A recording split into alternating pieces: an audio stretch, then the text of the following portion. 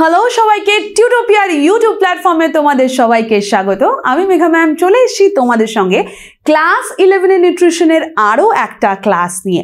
দেখো ইউটিউবে যে ভিডিওগুলো আমরা পাঠাচ্ছি তোমাদের জন্য, যে ভিডিওগুলো তোমাদের জন্য করছি, যারা রেগুলারলি ফলো করছো তারা জানো যে আমরা কিন্তু ক্লাস 11 নিউট্রিশনের বেশ কিছু টপিক অলরেডি কভার করে ফেলেছি এবং আরও কিছু টপিক অবশ্যই কভার করব। এবং লাস্ট ক্লাসগুলো কিন্তু ভিটামিনস নিয়েই হচ্ছে, তাই ভিটামিন নিয়ে অলরেডি 3খানা ভিডিও তোমরা দেখে ফেলেছো এবং তোমরা অনেকেই জানিয়েছো তোমাদের অনেক কাজে লাগছে ভিডিওগুলো। আজকের ভিডিওটা কিন্তু এই নিউট্রিশনের এই ভিটামিনের উৎস চাহিদার পার্ট 4। তার কারণ অলরেডি 3টে ভিডিও বানিয়েছি এবং সেখানে ভিটামিনের বেসিক আইডিয়া একটা, ভিটামিন এর অভাবের ফল, ডি এর অভাবের ফল, তার মানে তেলে দ্রবণীয় ভিটামিন মেন যেগুলো সেগুলো হয়ে গেছে এবং তাছাড়াও অবশ্যই তেলে দ্রবণীয় ভিটামিন আছে। কিন্তু আজকে তোমাদের জন্য যে ভিডিওটা রয়েছে সেটা হচ্ছে ভিটামিন B1 এর অভাবের ফল।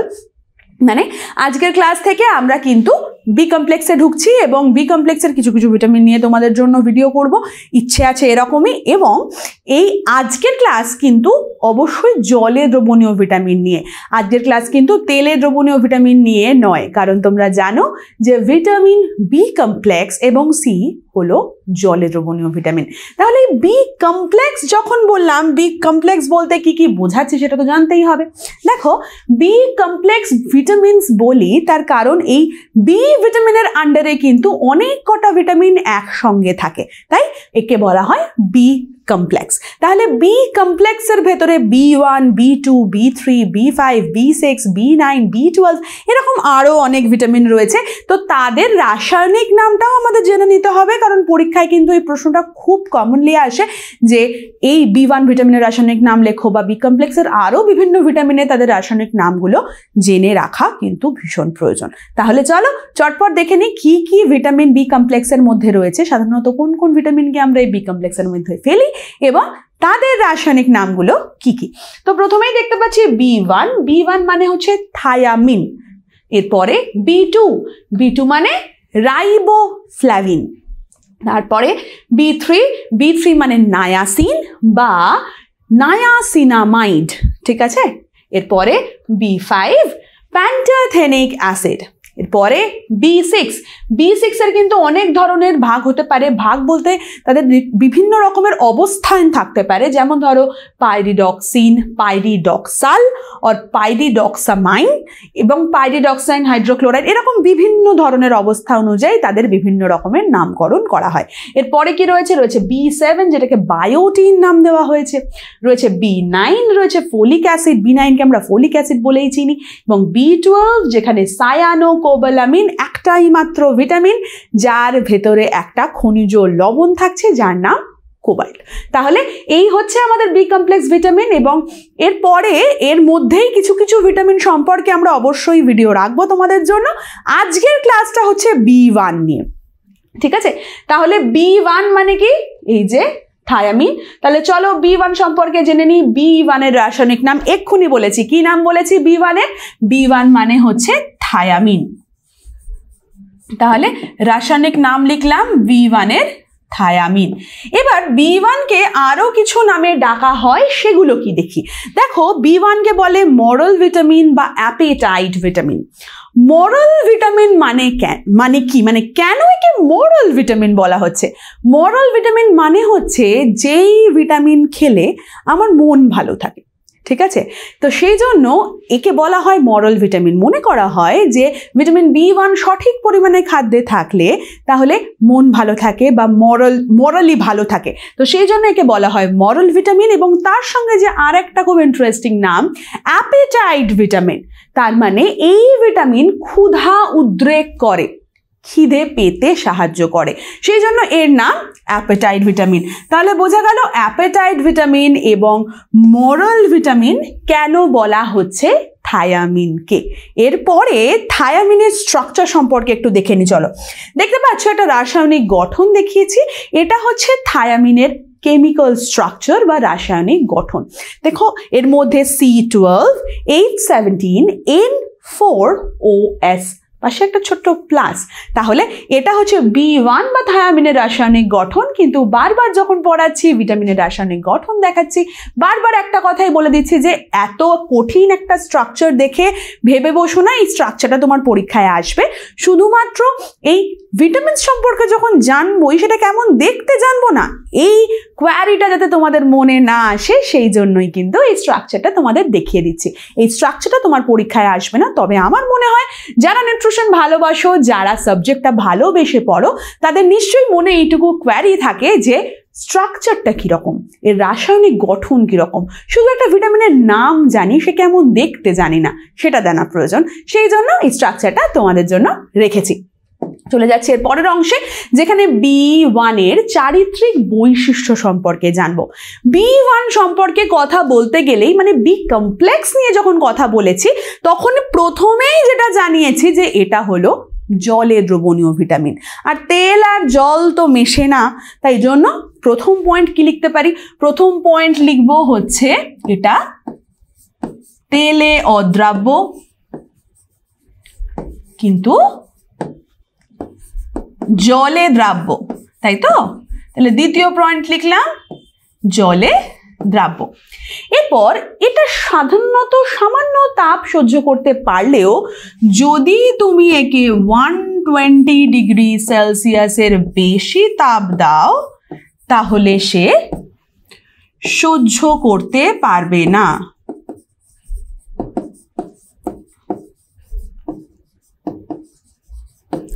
তাহলে এটাকে এইরকম ভাবেও লিখতে পারো, বা আমি বলবো তুমি এটাকে অনেক সময় এইভাবেও যদি লেখো তাহলেও কিন্তু ভুল হবে না। মানে গ্রেটার দ্যান 120 ডিগ্রি সেলসিয়াসের তাপ সহ্য করতে পারে না। এর পরের কি পয়েন্ট হবে? এর পরের পয়েন্টে আমি লিখতে পারি যে এটি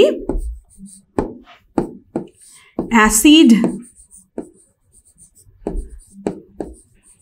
বা ক্ষার যদি গাঢ় দ্রবণ হয় তাহলে নষ্ট হয়ে যায়। মানে গাঢ় অ্যাসিড বা গাঢ় অম্লের দ্রবণ কিন্তু এটি সহ্য করতে পারে না। এরপরে আর কি পয়েন্ট হতে পারে? দেখো, জলে দ্রবণীয় ভিটামিনের কথা যখনই বলবো তোমার শরীর থেকে কিন্তু জল বেরিয়ে যাওয়ার অনেক রাস্তা, যেমন বাই ইউরিন, বাই ঘাম, বিভিন্ন রকমভাবে শরীর থেকে জল বাইরে দিকে বেরিয়ে যেতে পারে। কিন্তু ফ্যাট বেরিয়ে যাওয়ার রাস্তা কি সেরকমভাবে আছে? নেই কিন্তু। সেই জন্য যেগুলো তেলে দ্রবণীয় ভিটামিন সেগুলো কিন্তু খুব সহজেই শরীরে জমা থাকতে পারে, কিন্তু যেগুলো ফ্যাটে দ্রবণীয় ভিটামিন সেগুলো মানে জলে দ্রবণীয় ভিটামিন ফ্যাটে দ্রবণীয় নয়, তাদের কিন্তু শরীরে জমানো রাখা খুব টাফ। তাহলে সেই জন্য পরের পয়েন্টটা কিন্তু এই রিলেটেডই পয়েন্ট, শরীরে খুব কম সঞ্চিত হয়।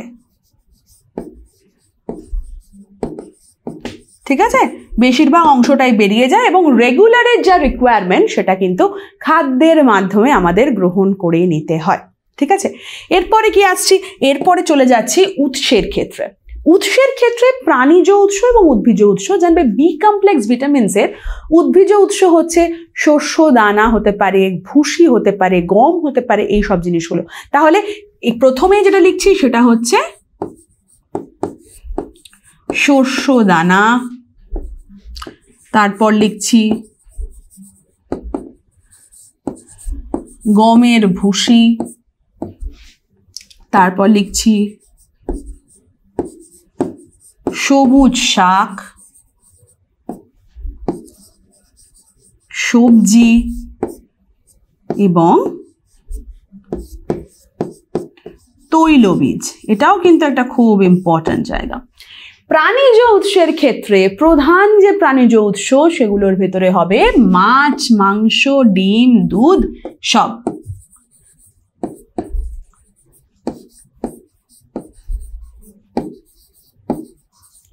ঠিক আছে, এক্ষেত্রে একটা খুব মজার কথা বলি। দেখো, যেহেতু বললাম যে চালের যে বাইরের অংশটা মানে ধানের যে বাইরের অংশটা বা খোলা যে অংশটা, সেই জায়গায় কিন্তু B1 ভিটামিন খুব বেশি পাওয়া যায়। জাপানে একটা নৌযাত্রা হচ্ছিল, মানে জাপান থেকে ওনারা যাচ্ছিলেন। তো জাপানের নাবিক, হ্যাঁ, সেই নৌযাত্রার যে নাবিক ছিলেন তিনি হঠাৎ দেখলেন যে তার জাহাজে যেসব মানুষজন রয়েছেন বা কর্মচারীরা রয়েছেন তারা প্রত্যেকেই ভাত খাচ্ছেন, সবজি খাচ্ছেন, ঢেকি ছাটা চালের ভাত খাচ্ছেন, মানে একদম সরু সরু পালিশ চালের ভাত খাচ্ছেন। দেখলেন যে তারা কিছুদিন পরে কিছু বিশেষ ধরনের রোগে আক্রান্ত হচ্ছেন। যেমন ধরো তাদের স্নায়ুরজ্জুগুলো ক্ষতিগ্রস্ত হচ্ছে, তাদের পেশি নরম হয়ে যাচ্ছে। তো এই বৈশিষ্ট্যগুলো দেখে তার একটু সন্দেহ হলো। তিনি কি করলেন, নাবিক তাদের খাবার থেকে এই পালিশ করা চালের পরিমাণ কিছুটা কমিয়ে দিয়ে সেখানে মাছ, মাংস, ডিম, দুধ ঢুকিয়ে দিলেন। দেখলেন তাদের কিন্তু এই যে সমস্যাটা সেটা কমে গেল। সেটা দেখেই তিনি প্রথম বুঝলেন যে নিশ্চয়ই পালিশ করা চালে এমন কোনো জিনিস নেই যার বদলে এই বিশেষ রোগের লক্ষণগুলো দেখা যাচ্ছে, যে রোগটির নাম হলো বেরি। এবং যখনই সেই পালিশ করা চালের বদলে তার জায়গায় মাছ, মাংস, ডিম, দুধ ঢুকিয়ে দেওয়া হলো, যেখানে সেই বিশেষ ভিটামিনটি বলো, তখন তো তিনি জানতেন না ভিটামিন, তিনি ভেবেছিলেন কোনো একটা খাদ্যবস্তু বেশি রয়েছে বলে তাদের এই রোগটি হলো না, বা এই রোগ থেকে তারা এই রোগের প্রকোপ থেকে তারা মুক্তি পেল, সেটা হলো এই B1। তখনই তিনি আবিষ্কার করলেন যে নিশ্চয়ই এমন কোনো খাদ্যবস্তু রয়েছে এই মাছ, মাংস, ডিম, দুধে যেটা পালিশ করা চালের মধ্যে নেই। কি সেই খাদ্যবস্তু তিনি তখন বোঝেননি, পরবর্তীকালে আবিষ্কার হয়েছে সেই খাদ্যবস্তুটা হচ্ছে B1 বা থায়ামিন। এবং তাদের অভাবে যে রোগটা হচ্ছিল তার নাম হচ্ছে বেরি। তাহলে থায়ামিনের অভাবে কোন রোগটা হচ্ছে, তার নাম হচ্ছে বেরি। তাহলে বেরি সম্পর্কে জানার আগে কতখানি আমার ডেইলি রিকোয়ারমেন্ট সেটাকে জেনে নিই, তারপর বেরি সম্পর্কে ডিটেলে জানবো। দেখো, ভিটামিন B1 এর দৈনিক প্রয়োজনীয়তা প্রাপ্তবয়স্ক পুরুষদের ক্ষেত্রে খুবই কম। বলি না, ভিটামিনস কিন্তু শরীরে খুব কম লাগে কিন্তু কাজ অনেক বড় বড় করে, রাইট? তাই এর রিকোয়ারমেন্ট কতখানি, 1.2 থেকে 1.7 মিলিগ্রাম, মাইক্রোগ্রাম, গ্রাম, এই ইউনিটগুলো কিন্তু গুলিয়ে ফেলবে না। প্রত্যেকটা ভিডিও করার সময় এই কথাটা আমি বারবার মেনশন করি, যাতে তোমাদের কখনো এই বিষয় নিয়ে কোনো রকম গাফিলতির সুযোগ না থাকে, ঠিক আছে? তাহলে প্রাপ্তবয়স্ক পুরুষের ক্ষেত্রে 1.2 থেকে 1.7 মিলিগ্রাম, এরপর প্রাপ্তবয়স্ক মহিলাদের ক্ষেত্রে সামান্য তার থেকে কম 1 থেকে 1.4 মিলিগ্রাম।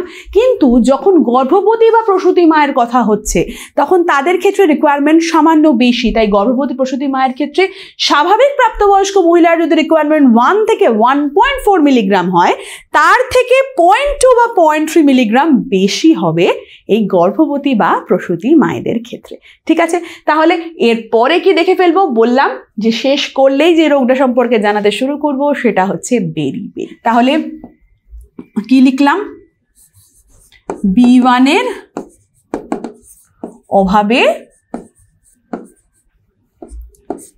যে রোগ হয়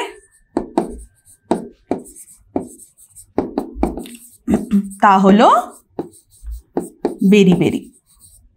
তো বেরি বিভিন্ন রকমের হতে পারে। সেই বেরির বিভিন্ন প্রকারভেদ আছে, যেমন ধরো ড্রাই বেরি, ওয়েট বেরি, শিশুদের বেরি, মিশ্র বেরি, বিভিন্ন রকমের বেরি হতে পারে। তো বেরির প্রথমেই যে লক্ষণটা দেখতে পাওয়া যায় সেটা হচ্ছে, দেখো, পেইনফুল টেন্ডার মাসলস, মানে পায়ের মাসেলে ব্যথা এবং মাসেল নরম হয়ে যাওয়া, এবং সেখান থেকে প্যারাস্থেসিয়া, এবং আস্তে আস্তে সেখান থেকে ফুড ড্রপ বলছে বা ডিসঅ্যাপনিয়া বলছে, সেখান থেকে কিছু ওয়ার্নিক্স এনসেফালোপ্যাথিস সিনড্রোম দেখতে পাওয়া যেতে পারে। হৃদ বেরির ক্ষেত্রে আমাদের হার্টের কিছু প্রবলেম দেখা যেতে পারে, মেইনলি হার্টের রাইট পার্টে জল জমে যাওয়া এবং সেখানে অসুবিধা দেখা যেতে পারে।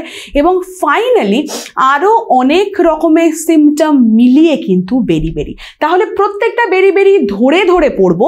তাহলে প্রথমেই চলে যাচ্ছি বেরির প্রথম যে শ্রেণীবিভাগ, যেখানে বলছি শুষ্ক বেরি। শুষ্ক বেরির ক্ষেত্রে একটা ছবি রেখেছি তোমাদের জন্য, তোমাদের বোঝার জন্য। দেখতে পাচ্ছ পায়ের ভেতরে অনেকটা পাটা ফেটে গেছে, মানে চামড়ার সমস্যা দেখতে পাওয়া যাচ্ছে। তাহলে শুধুমাত্র চামড়া ফাটাই কি বেরি?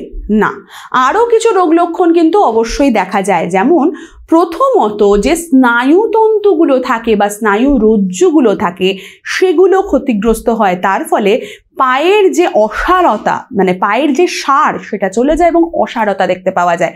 এবং পায়ের যে ডিমের পেশি, মানে হাঁটুর নিচের দিকে পেছনের দিকে যে পেশি, সেই পেশি কিন্তু নরম হয়ে যায় এবং আঙুল বা গোড়ালির অংশ এই রকম জায়গায় এবং গোড়ালির অংশ, এই অংশগুলো অসাড় হয়ে যেতে থাকে ধীরে ধীরে।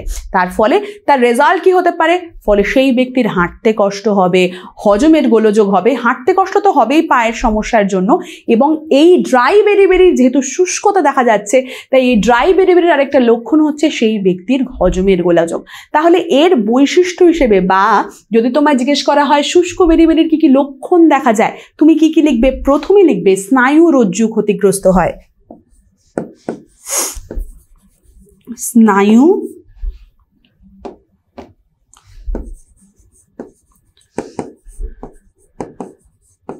রজ্জু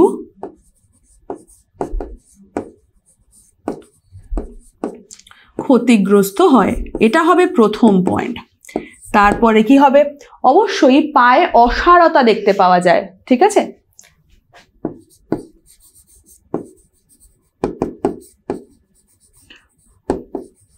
পায়ের গোড়ালিতে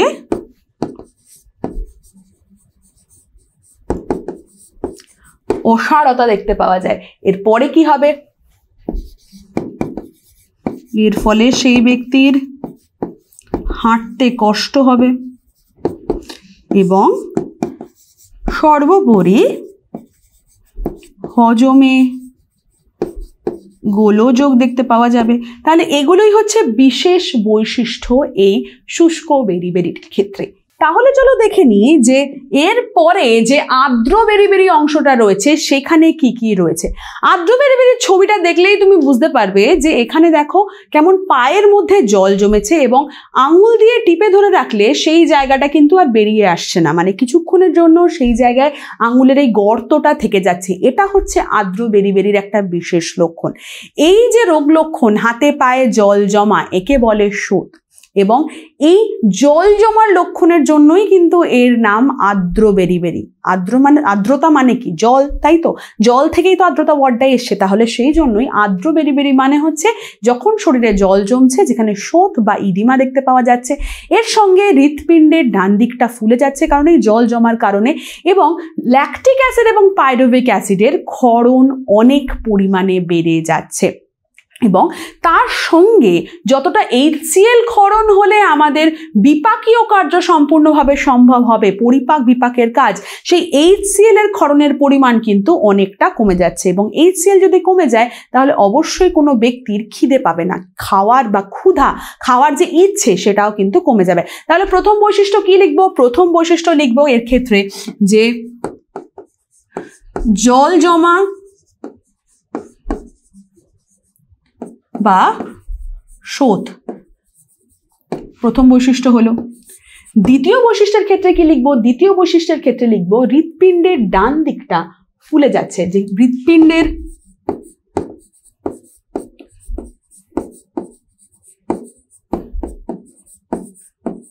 ডান দিক ফুলে যায়, তার সঙ্গে HCl এর ক্ষরণ কমে, ফলে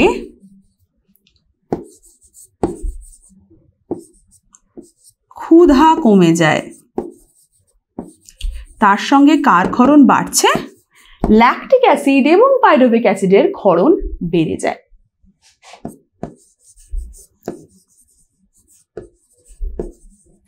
ল্যাকটিক অ্যাসিড ও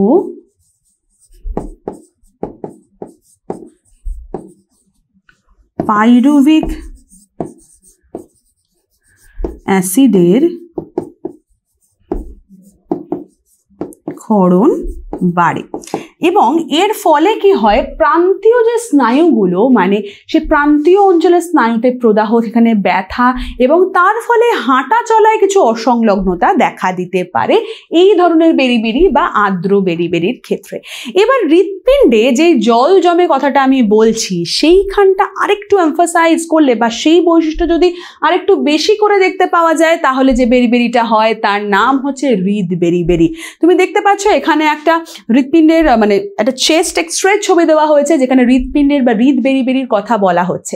হৃদ বেরিবেরির ক্ষেত্রে কি হয়, যেহেতু শরীরে জল জমছে তাহলে হৃৎপিণ্ড অধিক পরিমাণে রক্ত সঞ্চয় করতে পারছে, ফলে বিকল হয়ে যাচ্ছে। হৃদযন্ত্রের বিকলতা হয়ে যাওয়াই কিন্তু এই হৃদ বেরিবেরির একটা খুব গুরুত্বপূর্ণ লক্ষণ। তাহলে হৃৎপিণ্ডে অধিক রক্ত সঞ্চয় হয়। প্রথম পয়েন্ট কি হবে,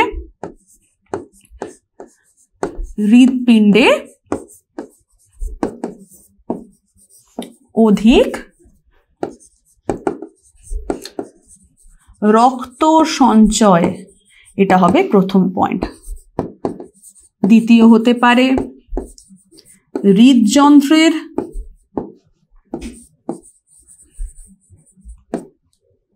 বিকল হওয়া হতে পারে।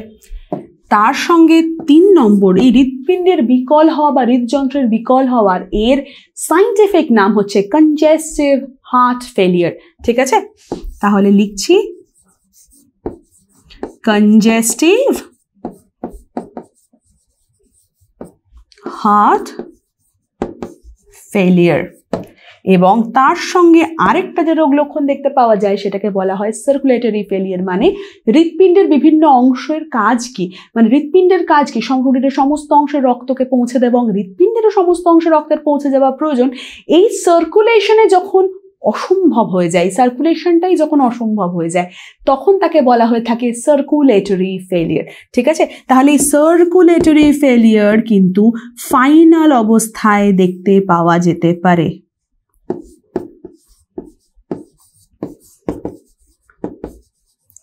এবং মানে ফাইনাল অবস্থায় এই সার্কুলেটরি ফেলিয়ার হয় হৃদ বেরিবেরির ক্ষেত্রে।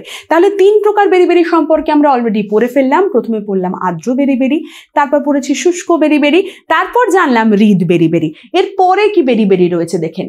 দেখো, বেরিবেরির প্রকারভেদের আরেকটা নতুন ধরনের বেরিবেরি যার নাম মিশ্র বেরিবেরি। মিশ্র বেরিবেরি ব্যাপারটা কি বলতো? মিশ্র বেরিবেরি মানে হচ্ছে যেখানে এই আর্দ্র বেরিবেরি এবং শুষ্ক বেরিবেরির কিছু কিছু রোগ লক্ষণ একসঙ্গে দেখা যায়। তাহলে এখানে কি লিখবো? লিখবো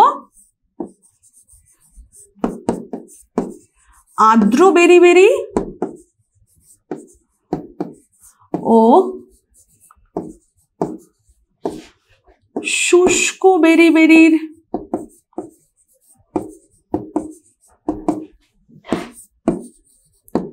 রোগ লক্ষণ একত্রে দেখা যায় তখন তাকে বলা হয়ে থাকে মিশ্র বেরিবেরি। এরপরে আমরা শিশুদের বেরিবেরির দিকে যাচ্ছি, মানে ছোটদের ক্ষেত্রে কি ধরনের হয়ে থাকে।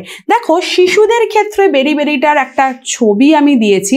এখানে অবশ্যই খাদ্যে যদি থায়ামিনের অভাব হয় তবেই হয়, কিন্তু দেখো কেমন একটা জল জমে যাওয়া অবস্থায় দেখতে পাওয়া যাচ্ছে। কিন্তু সাধারণত এই বেরিবেরিটা কিন্তু একদম ছোট বয়সে, মানে ধরো জন্ম থেকে যে 6 মাস বয়স, এই বয়সের মধ্যেই দেখতে পাওয়া যায়।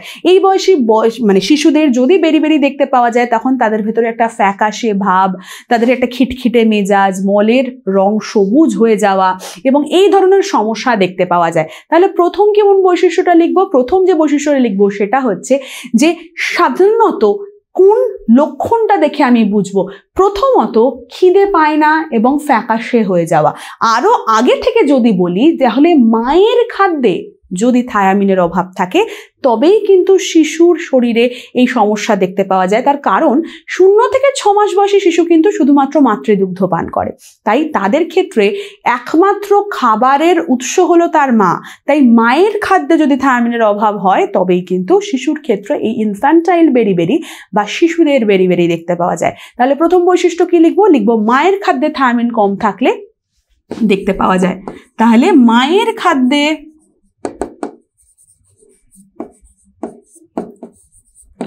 B1 কম থাকলে হয়ে থাকে। কেন হয় যদি প্রশ্ন হয়, তাহলে এটা হচ্ছে প্রথম। এরপর কি হবে? শিশু খিটখিটে, তার খিদে পায় না,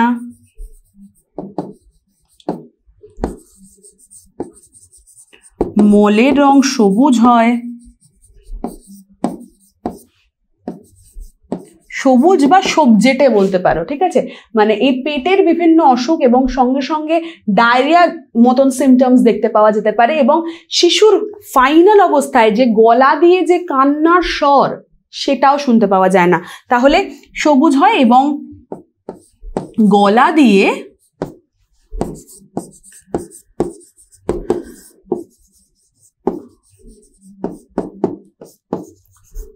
আওয়াজ বেরোয় না, ঠিক আছে?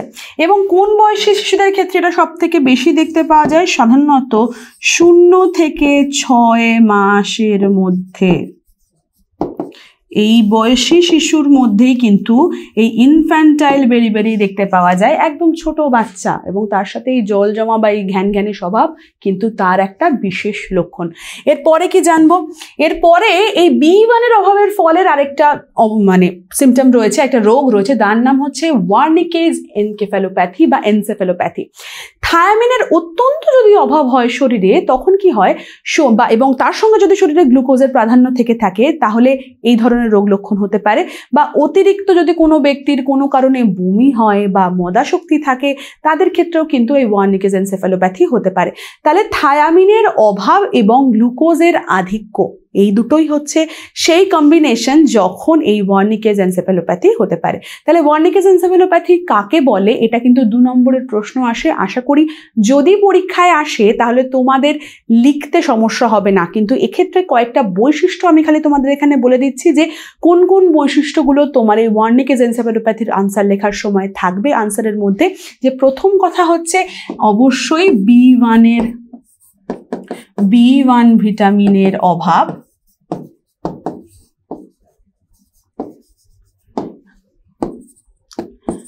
তারপরে হচ্ছে গ্লুকোজের আধিক্য,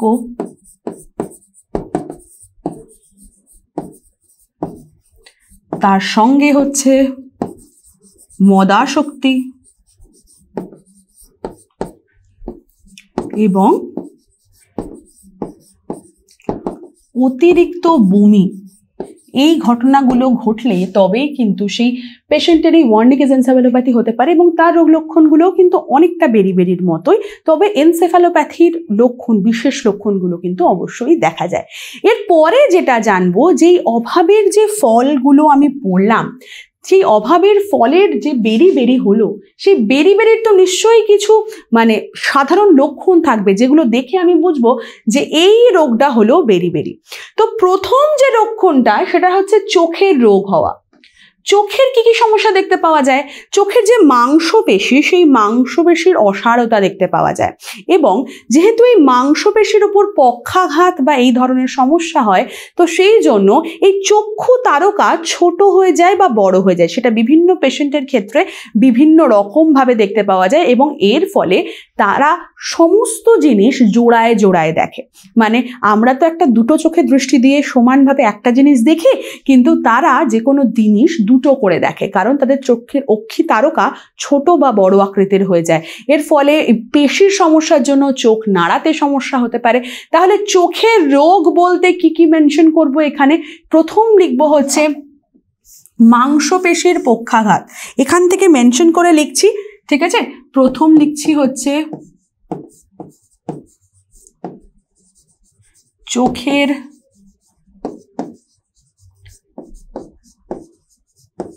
মাংসপেশির পক্ষাঘাত। দ্বিতীয় হবে কি?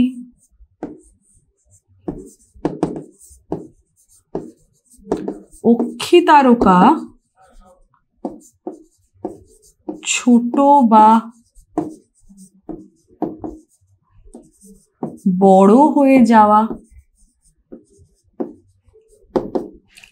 তারপরে 3 নম্বর কি হবে? জোড়ায় দেখা, মানে যে কোনো জিনিস যেটা আমি দেখছি জোড়ায় দেখা এবং চোখের অক্ষি গোলক নাড়াতে সমস্যা বা চোখ নাড়াতে সমস্যা, এটা হবে 4 নম্বর।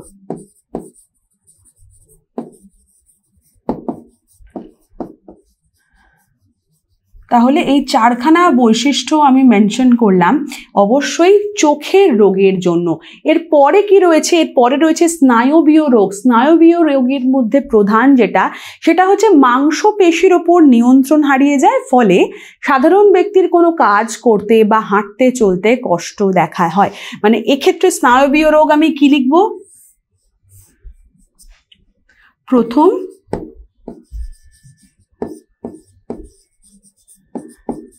মাংসপেশির উপর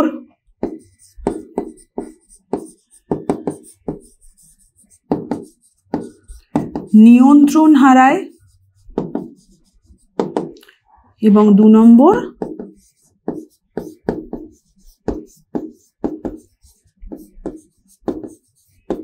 হাঁটতে কষ্ট হয়।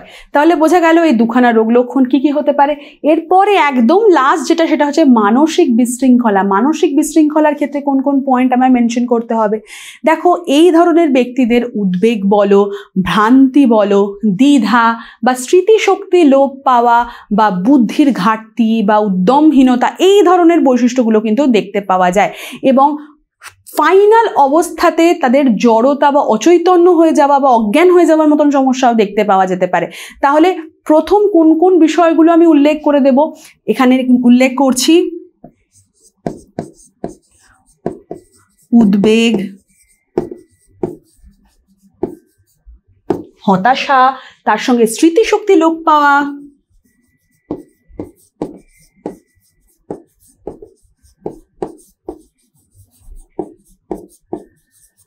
এবং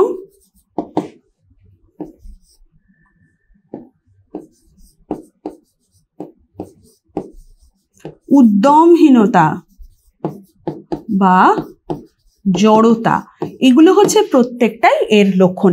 তাহলে এই প্রত্যেকটা মানে সাধারণ লক্ষণ দেখে আমি কিন্তু বেরিবেরির বৈশিষ্ট্য বুঝে নিতে পারি। যে 5 ধরনের বেরিবেরির কথা বলেছি, এই বেরিবেরিগুলো মানে ধরো প্রথম থেকে যদি ওয়েট বেরিবেরি, ড্রাই বেরিবেরি, শিশুদের বেরিবেরি, হৃদ বেরিবেরি এবং তার সঙ্গে ওয়ার্নিক্স এনসেফ্যালোপ্যাথি, 5 ধরনের রোগ সম্পর্কে বলেছি।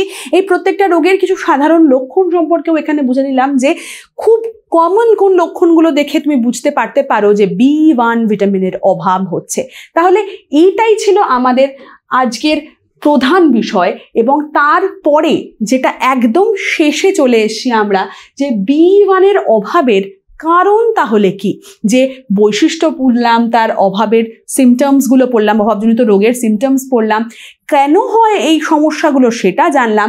তাহলে খুব প্রিসাইজলি যে B1 অভাবের কারণ কি যদি বলতে হয়, প্রথম হচ্ছে খাদ্যে অল্প পরিমাণে উপস্থিতি।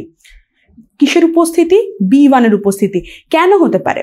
প্রথমে একটা কথা বলছিলাম, একটা গল্প বলছিলাম, মনে আছে? পালিশ করা চাল, ঠিক এইটাই হতে পারে কারণ। তাহলে খাদ্যে অল্প পরিমাণে উপস্থিতির প্রথম কারণ হতে পারে অধিক পরিমাণে পালিশ চাল খাওয়া বা ফাইন রাইস, যেটা আমরা খেতে খুব পছন্দ করি, একদম সাদা চকচকে সরু সরু ভাত সেটা। এবং ভুসি চলে যায় আমাদের যখন গমকে যাচাই করা হয়। গম থেকে গমের যে ভুসি থাকে সেই অঞ্চলে কিন্তু প্রচুর পরিমাণে বি কমপ্লেক্স ভিটামিনস থাকে, তাই ভুসি যখন আলাদা করে দেওয়া হয় তখন কিন্তু প্রচুর পরিমাণে B1 ভিটামিন নষ্ট হয়ে যায়। তাহলে পরিশোধিত ময়দা তৈরির ক্ষেত্রেও কিন্তু এই সমস্যা দেখতে পাওয়া যাচ্ছে। তাহলে পালিশ চাল বলো বা পরিশোধিত ময়দা, দেখো চাল বা মানে গম মানে ভাত বা রুটি, এটাই তো আমাদের প্রধান খাদ্য, প্রধান স্টেপল। সেখানেই যদি অভাব থাকে তাহলে অবশ্যই আমাদের রোজগারের লাইফে অবশ্যই ভিটামিন B1 অভাবজনিত ফল দেখা যেতেই পারে। এরপরে যেটা হচ্ছে শোষণের পরিমাণ যদি কম হয়। শোষণের পরিমাণ কেন কম হতে পারে? যদি আমার শরীরে কোনো রোগ থাকে তাহলে কম হতে পারে, বা পেটের কোনো গন্ডগোল থাকলে হতে পারে। তাহলে কি কি হতে পারে? একটা হচ্ছে শারীরিক রোগ,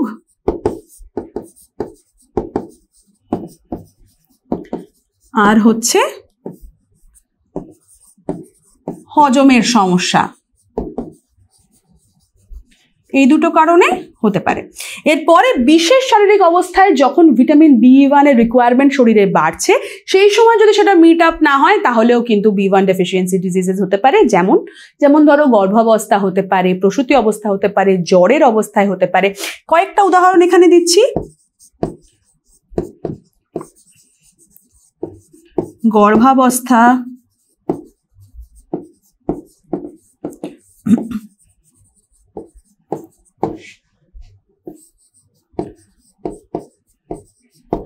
জ্বর বলে দিলাম, এবং এর সঙ্গে হাইপোথাইরয়েডিজম হতে পারে বা যকৃতের রোগের ক্ষেত্রেও হতে পারে। আমি এখানে যকৃতের ব্যাধিটাই মেনশন করে দিলাম। প্রধানত হাইপোথাইরয়েডিজমের ক্ষেত্রেও কিন্তু এই B1 এর অভাব হতে পারে। তাহলে এই বিশেষ অবস্থায় যখন আমাদের B1 এর রিকোয়ারমেন্ট বাড়ছে কিন্তু শরীরে B1 নেই, তখন কিন্তু এই বেরি রোগ লক্ষণ দেখা দিতে পারে। এরপরে আজকের আর কিছুই নেই, কারণ এইখানেই আমরা শেষ করলাম B1 এর অভাবের ফল। আজকের ক্লাসটা ছিল B1 এর অভাবের ফল নিয়েই, কিন্তু B1 এর কাজ সম্পর্কে কিন্তু খুব একটা ডিটেইলে বলার আমি সুযোগ পেলাম না। যদিও যখন অভাবের রোগ লক্ষণ বলছি তখন বলতেই তার কাজগুলো মেনশন করে দিচ্ছি, বাট তবুও তোমার যদি মনে হয় প্রত্যেকটা ভিটামিন, প্রত্যেকটা খনিজ লবণ সম্পর্কে একটু ডিটেলে জানা দরকার, তাহলে তোমাকে কিন্তু জয়েন করতে হবে আমার সাথে টিউটোপিয়া লাইভ ক্লাসে এবং টিউটোপিয়া লাইভ অ্যাপের লাইভ ক্লাসে, যেখানে প্রতি সপ্তাহে আমি একখানা ক্লাস নিই এবং সেই ক্লাসটা একটা 2 ঘন্টার ক্লাস। এই স্বল্প পরিসরে অত কিছু বোঝানো তো সম্ভব হয় না, সেই ক্লাসে কিন্তু আমি প্রত্যেকটা ডিটেল ভালো করে বোঝাই। সেই 2 ঘন্টা ক্লাসের প্রথম 1.5 ঘন্টা আমি অবশ্যই পড়াই, তারপর 8 ঘন্টা থাকে তোমার জন্য। তোমার যা যা কোয়ারি আছে সেগুলো তুমি বলবে এবং সেগুলোর আমি আনসার দেবো সেই জন্য। এবং তার সঙ্গে প্রতি ক্লাসের সঙ্গে প্রতি চ্যাপ্টারের জন্য তুমি পেয়ে যাবে স্মার্ট নোট। ইভেন তুমি যদি সেই ক্লাস কখনো মিস করে যাও, তুমি কিন্তু পরে দেখে নিতে পারো তার রেকর্ডেড ভার্সন তোমার পরীক্ষার আগের, তোমার পরীক্ষার প্রস্তুতির জন্য। তাহলে আর দেরি করো না, তোমার যদি মনে হয় ক্লাস ভালো করে করা দরকার তাহলে অবশ্যই জয়েন করো আমার সাথে লাইভ ক্লাসে। তোমাদের সঙ্গে দেখা হবে আমার সাথে এই পরের ভিডিও। ইউটিউবের এই যে ক্লাসগুলো সেগুলো তো চলতেই থাকবে, আবার কোনো নতুন ভিডিও নিয়ে চলে আসবো তোমার সঙ্গে। ততদিন টাটা।